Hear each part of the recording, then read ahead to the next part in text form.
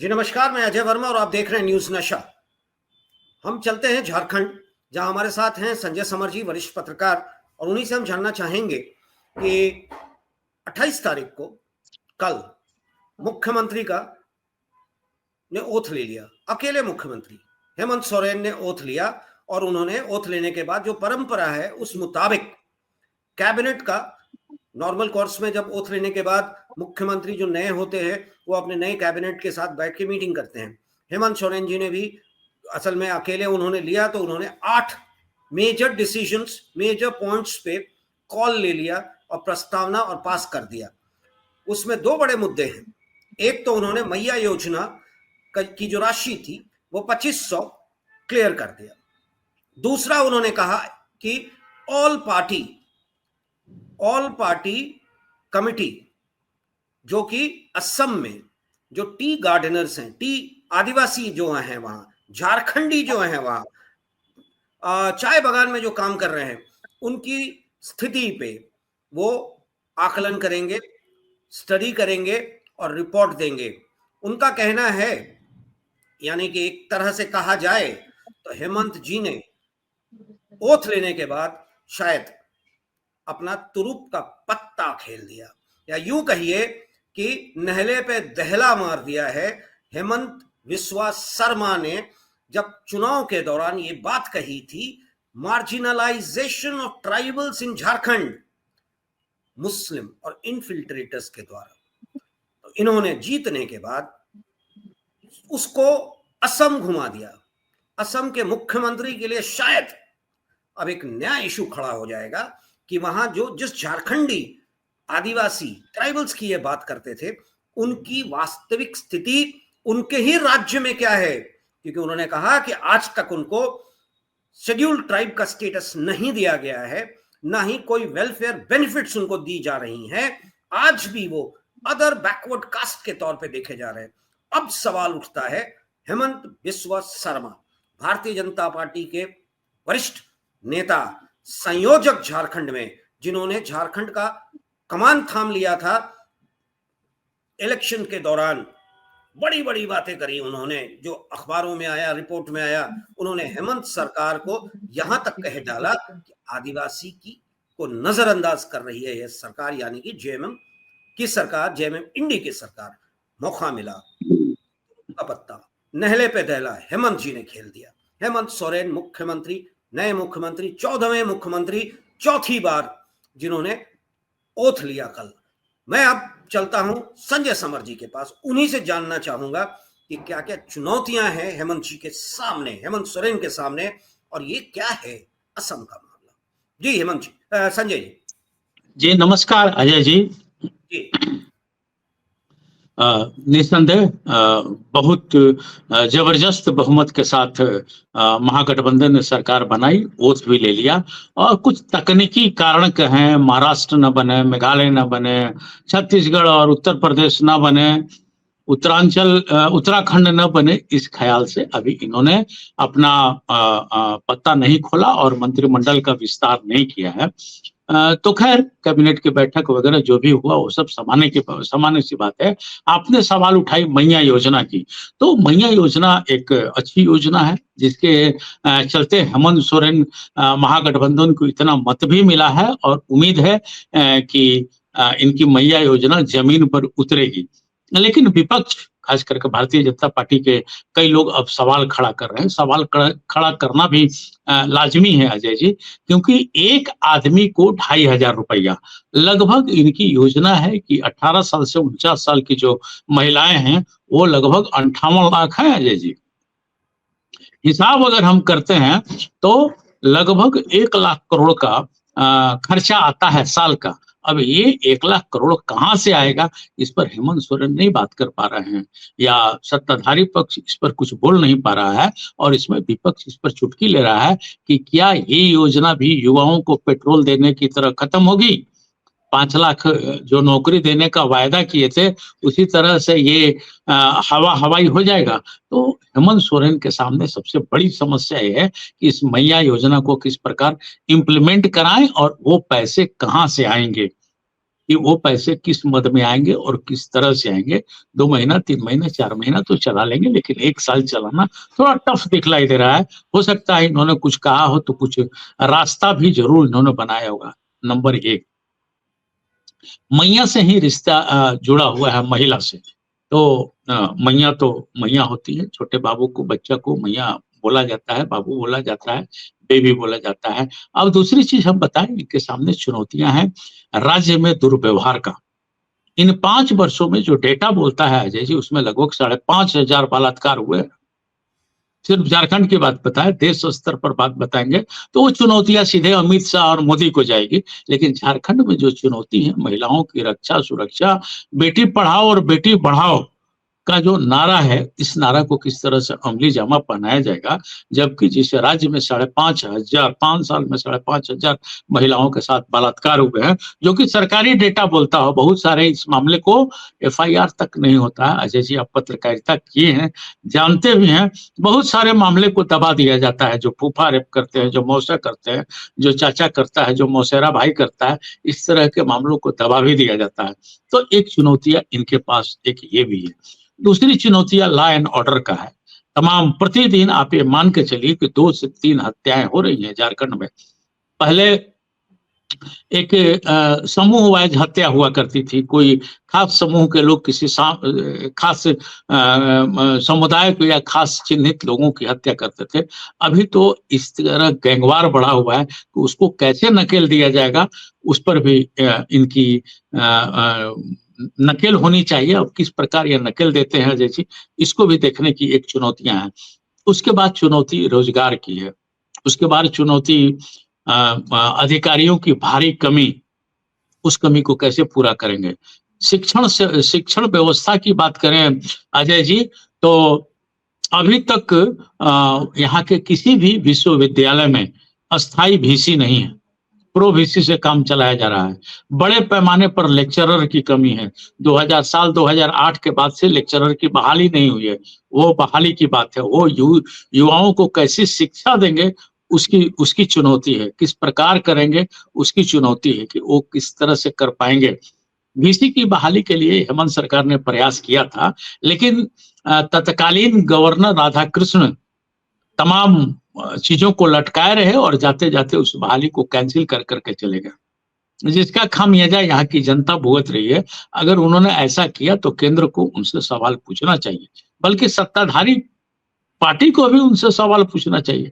अभी जो नए गवर्नर आए हैं काफी उत्सुक नजर आ रहे हैं और काफी काम करने वाले दिखाई दे रहे हैं। अभी उन्होंने सब यूनिवर्सिटी में फाइनेंस की कमेटी बना दी है, वित्त कमेटी जो होता है वो बना करके अब धीरे धीरे वो काम करना चालू किए हैं। और ऐसी उम्मीद की जा रही है वर्तमान गवर्नर संतोष गंगवार से कि वो कुछ अच्छा करेंगे। हमें भी दिखाई दे रहा है उनका कार्य प्रणाली, जिस ढंग से वो सशक्त होकर के काम कर रहे हैं, उस पर ऐसा लगता है कि उच्चतर शिक्षा में कुछ सुधार करेंगे। लेकिन उसमें सरकार उनको कितनी मदद करेगी, ये सवाल है। और ये भी एक चुनौती है, क्योंकि बहुत सारे जगहों पर गवर्नर वर्सेज मुख्यमंत्री टकराहट चलते ही रहता है। तो ऐसा ना हो, अभी तक तो सब सामान्य चल रहा है, टकराहट ना हो, ये एक इनके लिए चुनौती है अजय जी। अब आपका जो सेकंड प्रश्न रहा असम को लेकर के, तो निस्संदेह बदले की कार्रवाई होती है और ये तो राजनीति है। हेमंत बिस्व शर्मा यहाँ आकर के जितनी आग उगले हैं, उस आग को देखने के लिए भी उनको जाने का जरूरत है। तो हेमंत सोरेन ने एक कमेटी बनाई है और कमेटी बना करके वहाँ आदिवासियों का हक और अधिकार दिलाने पर ये बात करेंगे। मैं बता दूं अजय जी कि असम में जब कांग्रेसी हुकूमत हुआ करती थी, ये हेमंत बिस्व शर्मा उस सरकार में स्वास्थ्य मंत्री हुआ करते थे, तो वहां आदिवासी लोग अपना अधिकार मांगने के लिए जुलूस निकाला था लोग, तो उस जुलूस पर अटैक हुआ था। स्थानीय लोग अटैक किए थे और उस अटैक में लक्ष्मी नाम की एक आदिवासी महिला को, लड़की को निर्वस्त्र कर दिया गया था। यहाँ से उस वक्त नेता विपक्ष अर्जुन मुंडा होते थे, यहाँ से गए थे और तमाम लोगों को डांट डपट कर सख्ती के साथ उन्होंने कहा था कि आदिवासियों के साथ अगर किसी प्रकार का दुर्व्यवहार होता है तो इसको बर्दाश्त नहीं किया जाएगा। और हमें ये लगा या हमने देखा भी कि अर्जुन मुंडा जी लगातार असम जाते रहे और चाय बागान में और किसी की एंट्री थी नहीं थी ये मुझे नहीं पता, लेकिन उस जमाने में साल 2008, 9, 10 की बात मुझे लग रहा है कि ये होगी। उस वक्त अर्जुन मुंडा वहां के सर्वमान्य नेता माने जाते थे और कहा जाता था कि कोई भी टी गार्डन में अर्जुन मुंडा की उपस्थिति उन लोगों के लिए भाग्य होगा। अर्जुन मुंडा भाग्य से केंद्रीय मंत्री भी बने अनुसूचित जाति जनजाति कल्याण के, तो कल्याण में भी उन्होंने काम किया है। जो सूचनाएं हैं, अब तो कितना काम जमीन पर उतरा ये तो वहां के लोग बताएंगे, लेकिन ये चीज तय है कि अर्जुन मुंडा जी वहां आदिवासियों के लिए लड़ाई लड़े थे और फाइट भी उन्होंने किया था।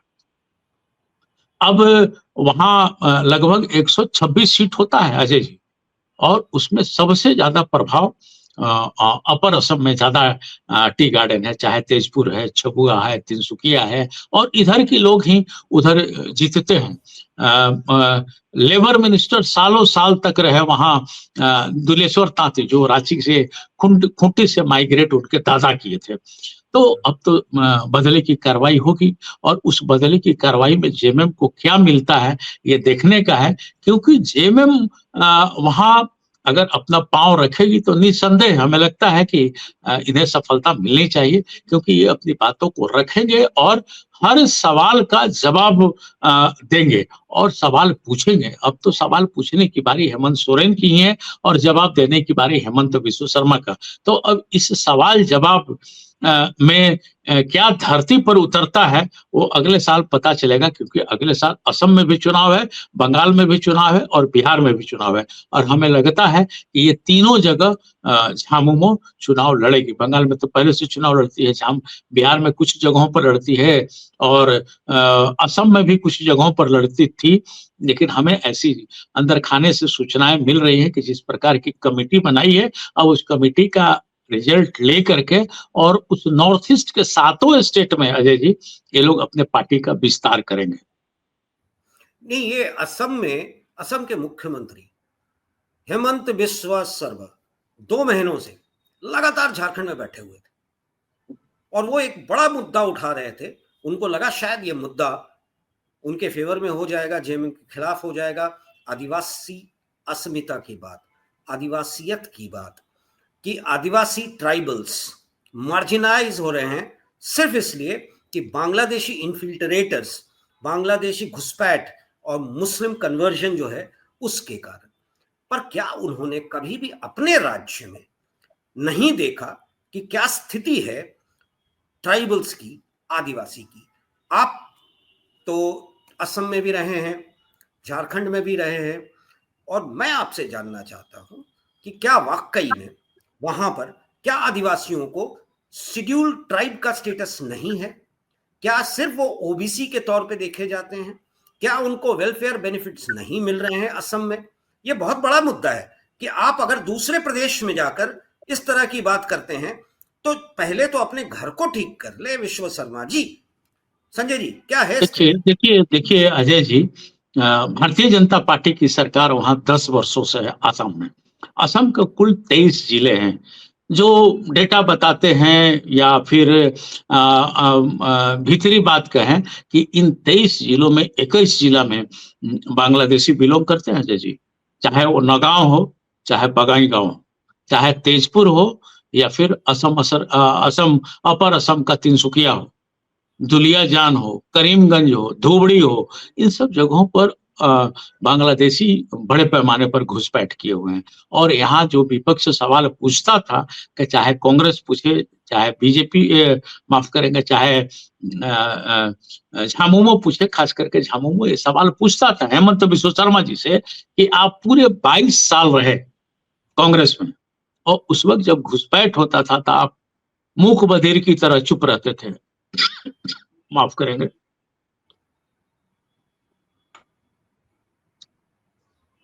कांग्रेस छोड़ करके जब आप भारतीय जनता पार्टी में आए तो आपने ये सवाल पैदा किया, आपने यहाँ क्या सुविधा दिया है?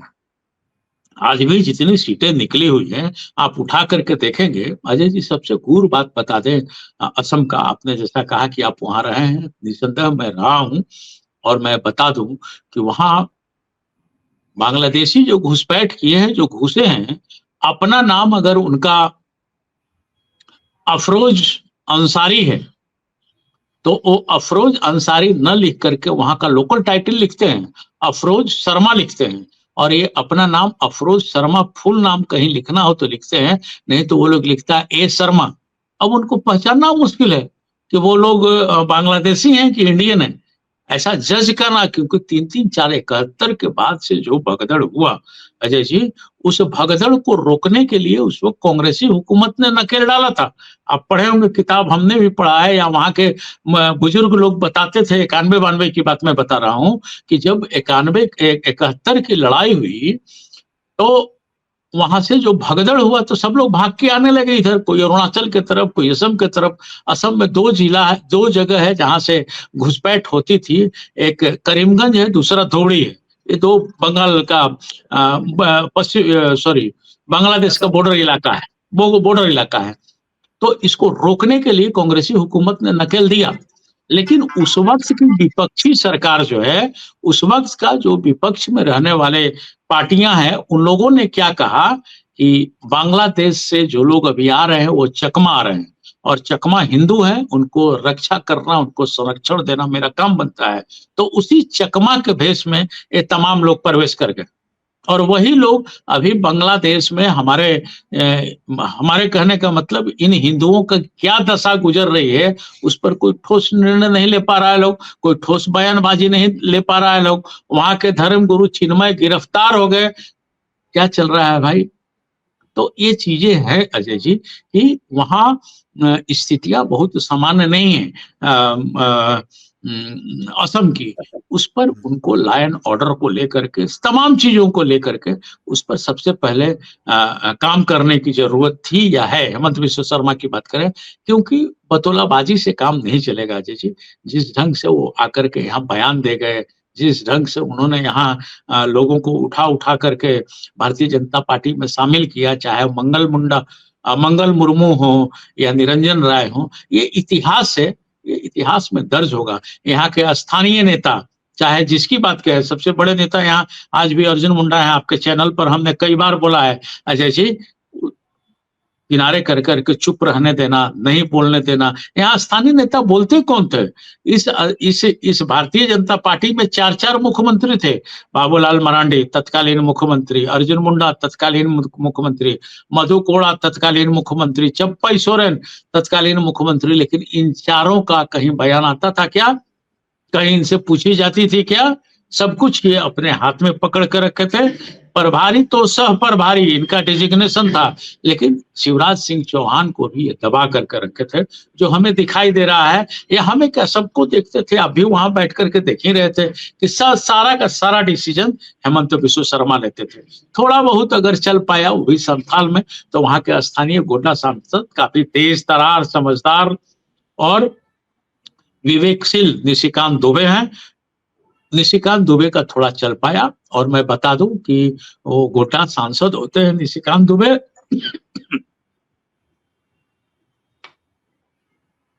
गोड्डा को गोड्डा संसदीय क्षेत्र बनाने में निशिकांत दुबे की अहम भूमिका है। वो अपने कार्यकाल में 1 लाख करोड़ का प्रोजेक्ट ले गए, जिसमें कि एम्स भी है, एयरपोर्ट भी है, और कई छोटी छोटी 25 करोड़, 30 करोड़, 40 करोड़ कि कई योजनाओं को वहां ले गए। और जो देवघर के बारे में कहा जाता था कि 1 महीना मेला लगता है, सावन का मेला, और उसी मेले की कमाई पर पूरे लोग साल भर खाते हैं, अब ऐसी बात नहीं रही।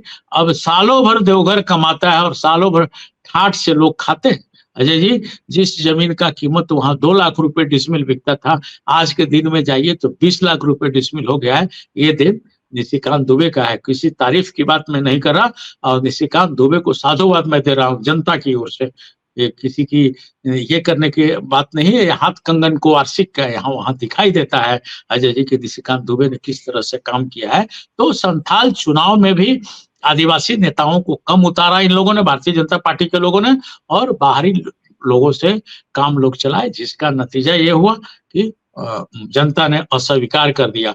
जब मंगल मुर्मू को भारतीय जनता पार्टी में शामिल किया गया, ये मंगल मुर्मू हेमंत सोरेन के नॉमिनेशन के समय प्रस्तावक थे। जब इनको भारतीय जनता पार्टी में शामिल किया गया तो वहां जनता के दिल में दर्द उठा। ये लोग यूं एन केन प्रकरण किसी तरह किसी को हासिल कर ले रहे हैं लोग, ये तो अंग्रेजों से भी गए गुजरे आदमी लोग निकल रहे हैं। और जो झामुमो का दिकू का जो नारा था, उस दिकू के नारे को वहां चलाया लोगों ने। नतीजा ये हुआ कि वहां से भारतीय जनता पार्टी के पांव उखड़ गए। ऐसी स्थिति भारतीय जनता पार्टी की नहीं थी। वहां से साहेबगंज से अनंत ओझा बहुत काम उन्होंने किया, बहुत काबिल है। भारतीय जनता पार्टी के विधायक हुए, 2-2 बार के जीते, तीसरा टर्म वो लड़ रहे थे। काफी काबिल आदमी है, पढ़े लिखे भी है। लेकिन ये तो ऐसा माहौल बन गया कि पांव उखड़ना पड़ा। और इस पर भारतीय जनता पार्टी को किसी को जवाब देने या दोषारोपण करने से बढ़िया है कि वो मनन करे, चिंतन की जरूरत है कि आयातित नेताओं के भरोसे ना रहे पूरी उम्र। चलिए, अच्छा लगा आपसे बात करके। जिस तरह से हेमंत सोरेन ने तुरुप का पत्ता खेल दिया है आदिवासियत और आदिवासी अस्मिता को लेकर, ये बड़ा मुश्किल होगा हेमंत सोरेन जी के, हेमंता बिस्वा शर्मा जी के लिए, जिन्होंने एक उंगली तो उठा दी थी हेमंत सोरेन के खिलाफ, हेमंत सोरेन के तरफ, पर ये भूल गए थे कि 3 उंगली उनके तरफ भी उठ चुका था उस समय जब उन्होंने एक उंगली उठाई थी। और जवाब हेमंत सोरेन ने हेमंता बिस्वा शर्मा को उन्हीं के तरीके से दे दिया। आगे क्या होता है झारखंड में, आगे क्या होता है असम में, हम इस पे आपके साथ चर्चा करते रहेंगे।